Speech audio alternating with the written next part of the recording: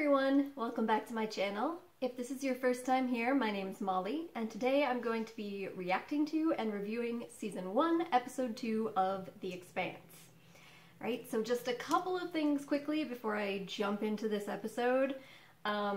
First of all, if you didn't get a chance to watch my channel update video, I'd just like to kind of briefly summarize my points, which was mostly just an apology for the delay between episode 1 and episode 2.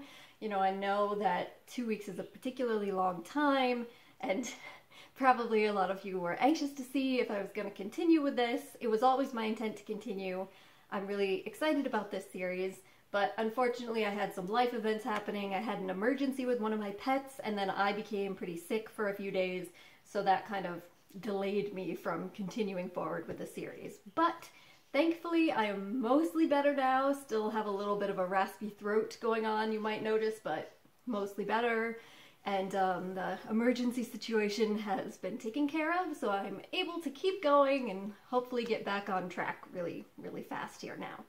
So I'm about to jump into episode 2, and I'm going to watch episode 3 immediately after that, and pretty much from now going forward, you should get at least an episode every couple of days. Okay, so I don't have a set in stone schedule. This is something I do just for fun in my free time, but I'm gonna do my best to kind of get all the episodes out as quickly as I can, especially because I know that there's supposed to be a new season coming out in this upcoming year. And from everything I've heard, it's supposed to be a series that people kind of get really addicted to, so I'll probably end up going pretty quickly once I really get into it anyway, I imagine. So again, just my apologies for the delay, and it'll be much faster between episodes from this point on, I can assure you. Alright, so the other thing is just, in case anyone was worried, I went back and I rewatched episode 1 just a couple of days ago so that it would be a little bit fresher in my mind coming back into this, since I know a couple of weeks can be a long time. So if you were concerned about that, no worries, I just rewatched it recently. Okay, so the first episode we did get a lot of material, and I talked a lot about my impressions generally about the setup in the world, or universe I should say, in my first video, so I'm not going to recover a lot of that material here, but just to quickly summarize where we are before we get going in this episode. We just saw the Canterbury be blown up, and Holden and his small little team there, who had gone to explore the ship that gave the distress signal, which is also the one that Julie was on, they had kind of seen that there was a tracking device on there, and they had become suspicious that maybe somebody had been luring them out there, and then sure enough, you did have a ship, a cloaked ship, appear out of nowhere and just blow them up. So that was kind of the situation that they were left with at the end, just wondering what in the world happened. And then besides that, the big thing that we see is that Detective Miller, who is Thomas Jane's character, is investigating the disappearance of Julie, who we also saw at the very beginning of the episode on this ship, where some sort of emergency crisis has occurred. Alright, and as I mentioned before, we got a little bit of a glimpse into Earth politics. They talked somewhat about politics in the belt. We didn't really get to see much about Mars yet, but hoping that we'll get a little bit more of that in the upcoming episodes. I heard that there's a good amount of exposition in the first few episodes, which I don't really mind. I'd like to know as much as possible about the world before really getting into a lot of the dramatic situations involved in the story. But I will also say that, you know, people mentioned to me the first few episodes are kind of slow, and the first episode definitely didn't seem slow to me at all. So if that's slow for this series, I think that there's nothing to worry about, okay? I'm already definitely very interested to see what happens. Alright, so with that in mind, I'm just gonna jump into the episode, and anybody who would like to leave comments, questions for me, so we can continue to discuss the series going forward, I would love to have conversations with you. Any thoughts that you have about maybe anything that I've missed or things you think I should focus on, please do just let me know. Alright, so episode 2, here we go.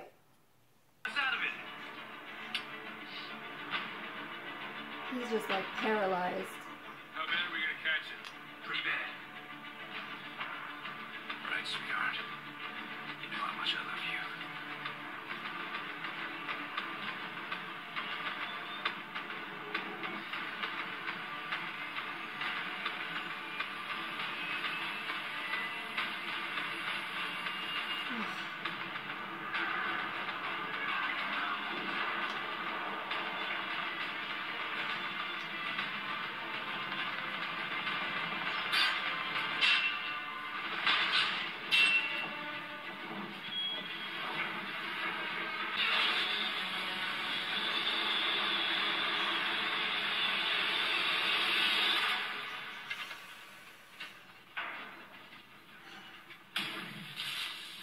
Wow.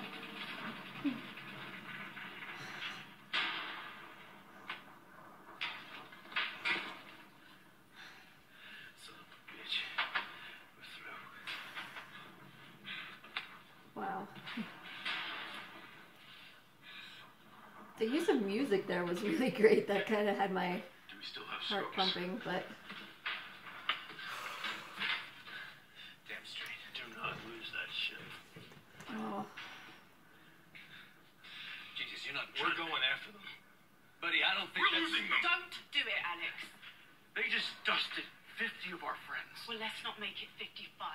Alex, I'm telling you to go after that ship. What No, if they don't like man. being followed? yeah, you're in like a tiny They slip off little that screen, they're gone shuttle. forever. They'll get away with this.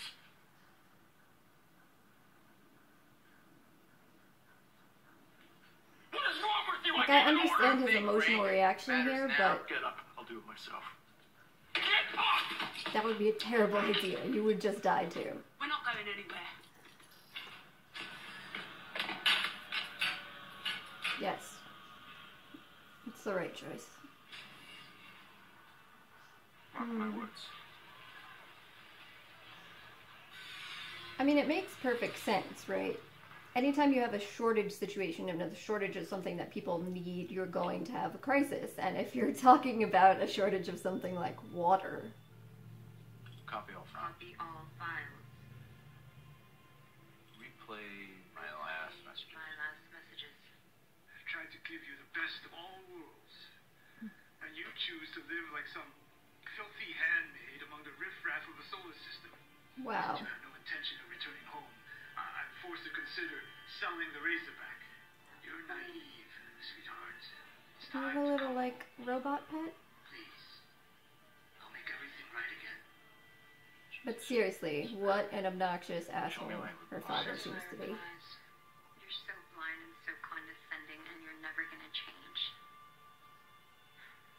If you won't take yourself seriously as an adult, then why should I care about being your child? You wanna sell the Razorback? Do it. I like her. You can't buy me off or control me anymore. I like her. Maybe what you hate about me the most is that I remind you of yourself.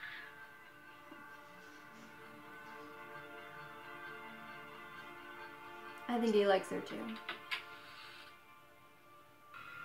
I can take a cold part, put it back together with my eyes closed.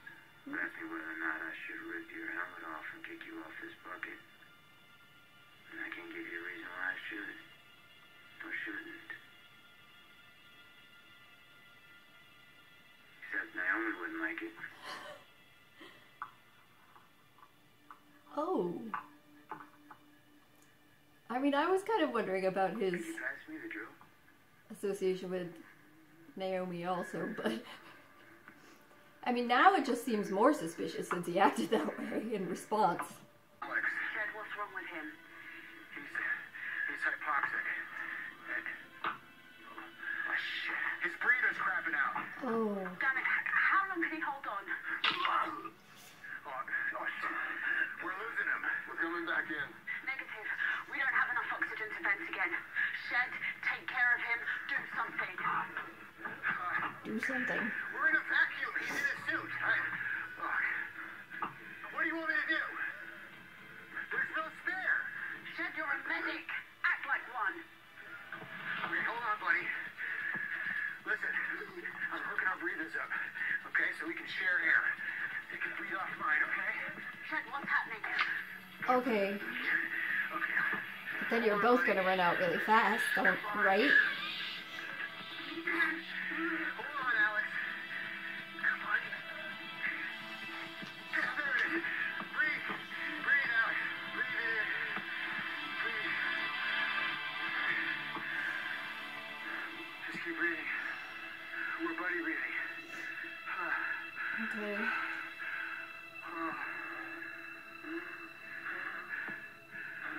It's all gonna be good. It's all good. Jed, you got this? No one else dies today. We don't get that radio back. We all die. Today. Okay, Alex, my turn, buddy. Just need a couple breaths. Yeah, they're both gonna be oxygen deprived. How's Alex doing? He's hanging in there. You guys better work faster. What does that mean? He's hanging in there. Get on with it. Hurry up. Now? No, carry on. Oh, piece of shit!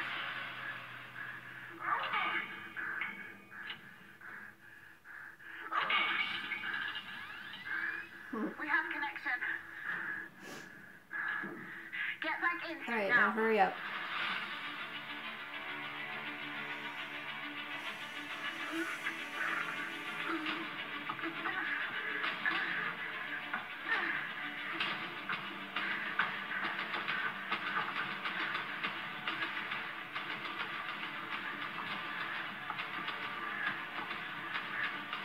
Come on.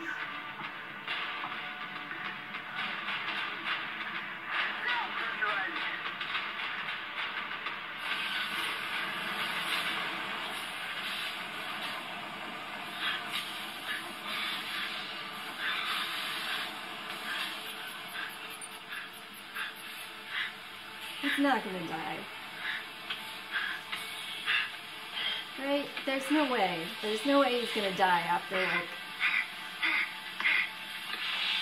so soon after everything that happened on that ship. With the ship. No. Mm-mm. No, no.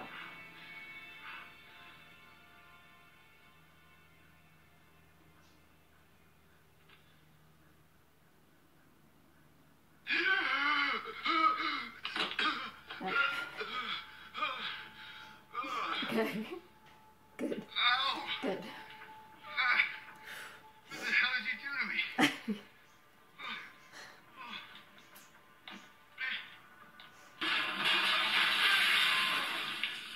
Oh, there goes a waste of a bunch of water.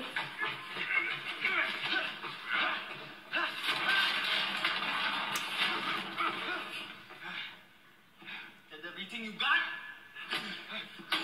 Yes, let's be arrogant. The Greens were smart. They siphon a little water, sell it off. Nobody's the wiser. It's you. You gutter punks. You screwed the golden goose. You're giving him Okay, man? corruption lessons, Miller? This kid? Yeah. Dirtbag school's in session. Listen, you can pick all the pockets you want. Roll drunks. When you mess with the water, that's when you're going down. I feel like Miller has a soft spot for A couple years on a prison bar. people like this. You know, this guy, You like that? Julie. Do what you gotta do. Rebellious people.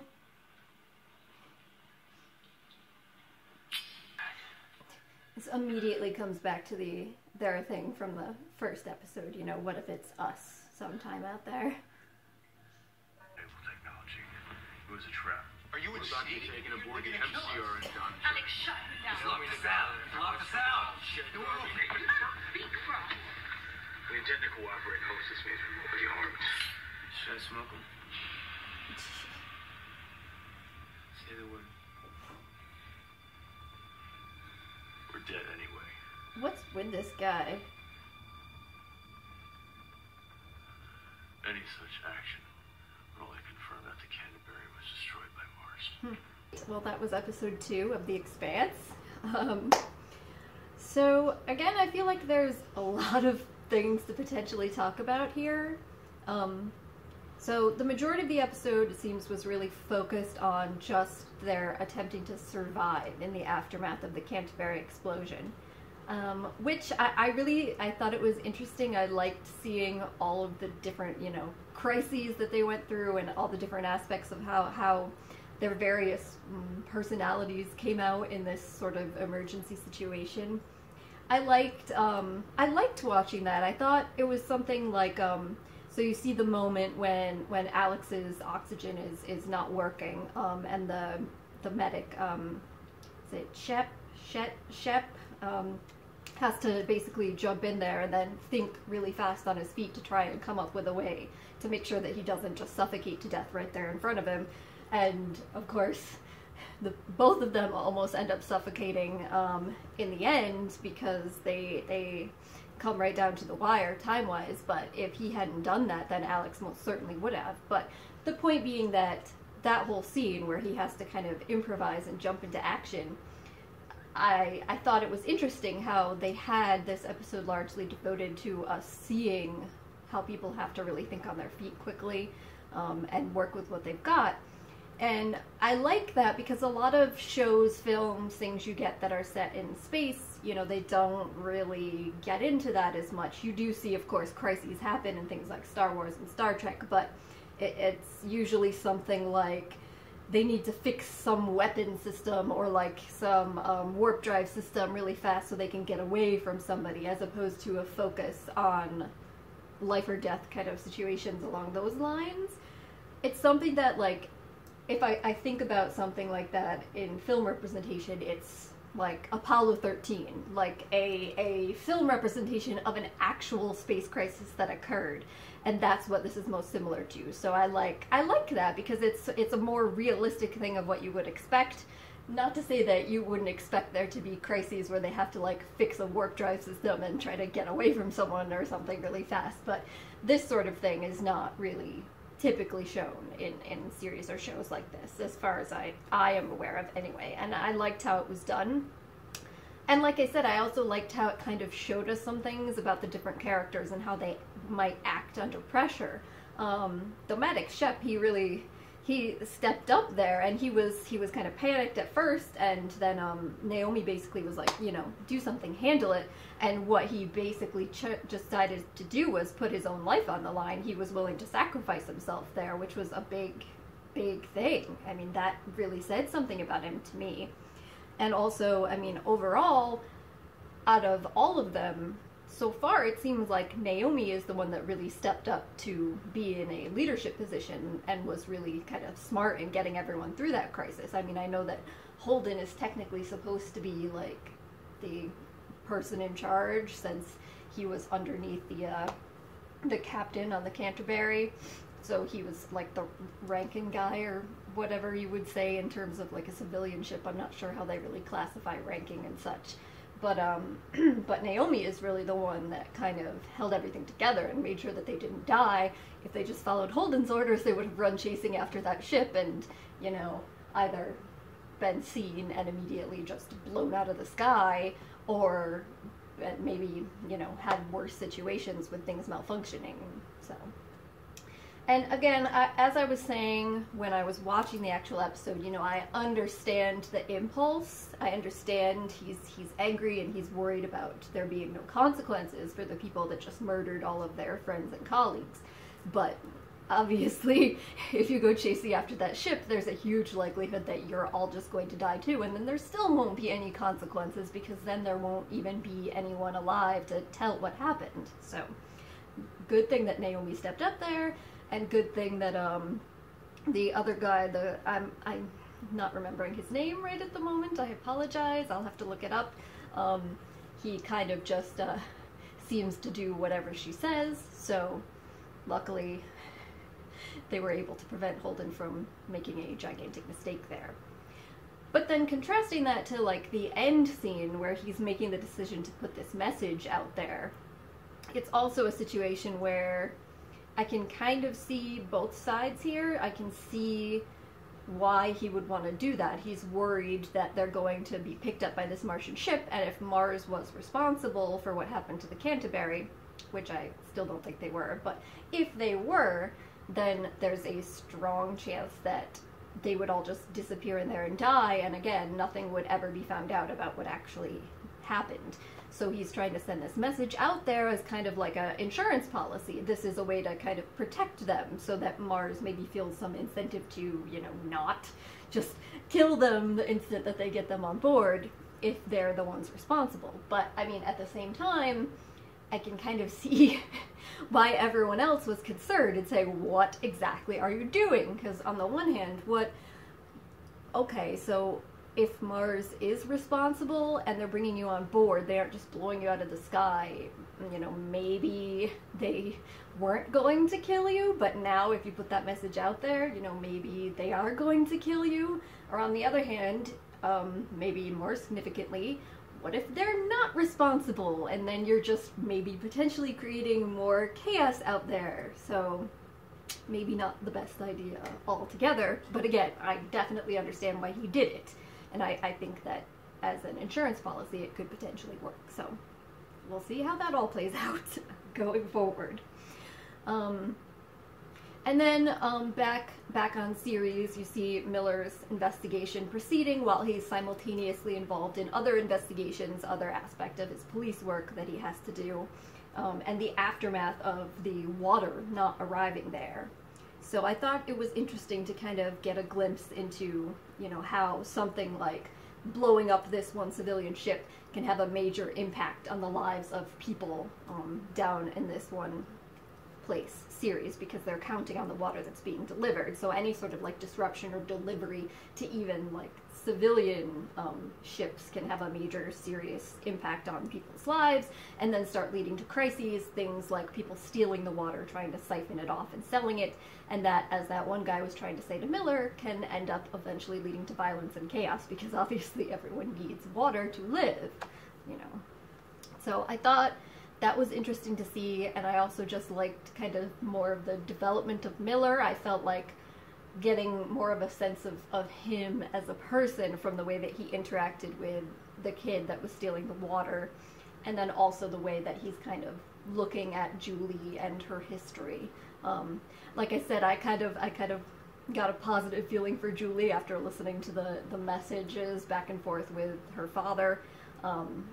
And I feel like Miller was getting that too. And then you see that again with the kid. He seems to have a kind of soft spot for people that are rebelling against overarching constraining systems, and you know, you can see why that would be the case. When he was listening to Julie's father's message, it was condescending, and it was extremely insulting to belters, to people like Miller. So I can understand why he would have this sort of soft spot or tenderness towards people that are rebelling against that sort of mentality, or the kind of overarching system that's holding them down. So that was interesting to see, the development of his character in this episode too. So still, like, not a ton of stuff in terms of the politics, and like I really, again, there still isn't much about Mars, but we're obviously going to be starting to get some of that now, since they're going to be going on to the Martian ship with the next episode. Alright, so I guess I'll leave it there for now. I'm going to be watching the next episode immediately after this, so I'm very interested to see what happens when they go onto this ship. You know, what's going to happen to them, what are the consequences going to be, regardless of whether Mars is guilty or not. There's going to be obviously consequences of him trying to send out that message, so we'll see what happens when they go on board there. Alright, so thank you very much everybody for joining me today. Once again, I do sincerely apologize for the delay between episodes. Like I said, it will be much better and faster from this point on. Oh, and one other thing that I just wanted to mention, I noticed when I was watching this, I remembered something. And Belinda, who some of you probably know and directed you here, if you're a fan of The Expanse, she might have directed you here. she informed me that there's actually another version of this series on Prime that kind of cuts out the breaks where the commercials were and is in 4D. So she told me about that, and I noticed when I was watching this that I had forgotten and am now watching the, I guess, original version with this episode. So for the next episode, I'm gonna search up and find that 4D version again, and I'll be watching that going forward. So I apologize for missing that this time around. We'll have the other version from now on, starting in the next episode. All right? So again, thank you very much for joining me. If you have any questions or comments, please do leave them down below. All right? Hopefully I will see you next time. Bye.